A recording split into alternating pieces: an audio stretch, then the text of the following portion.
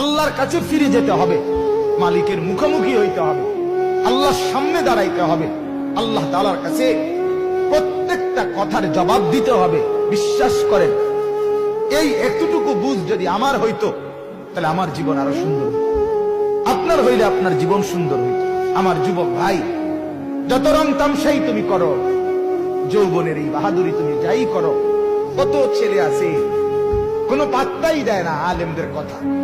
ইমাম সাহেব মসজিদে কলজা ফাটাইয়া জুমার নামাজে বয়ান করে, উনি এটারে কিছুই মনে করেন, কিছুই মনে করে জীবন মানেই এই খাদ্য খাবার আনন্দ ফুর্তি। না ভাইয়া, আনন্দে থাকি আর বেদনায় থাকি, হায়াত কিন্তু শেষ হবে, কোনো সন্দেহ নেই। তোর তাজা তাগরা জওয়ান প্রতিদিন কবরে যাচ্ছে, প্রতিদিন মোটরসাইকেল অ্যাক্সিডেন্টে অগণিত মানুষ মৃত্যুবরণ করে, প্রতিদিন অ্যাক্সিডেন্টে প্রতিদিন মানুষ মরে, প্রতিদিন নওজোয়ান যুবক কবরে যায়। অতএব এটাই বাস্তব। আল্লাহ তাআলা বলে, বান্দা আমাকে ভুলেও তুমি বেশি দিন থাকতে পারবা না, আমার স্মরণ রাইখাও তুমি বেশি দিন থাকতে পারবা না।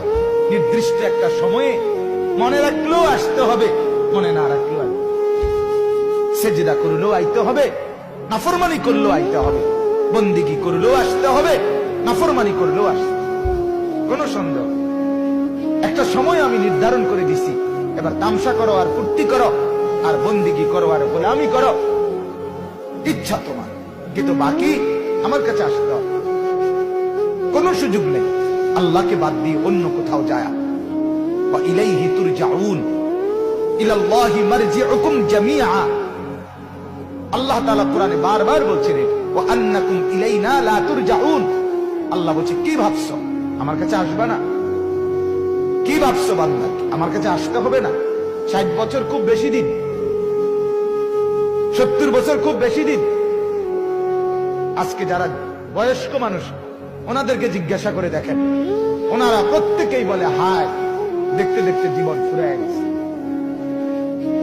দেখতে দেখতে আমার 41 বছর শেষ হয়ে 42 বছর শুরু হয়েছে, আমার এখন মনে হয় হায় এই কয়দিন আগে আমার জিন্দেগির মনে হয় শুরু।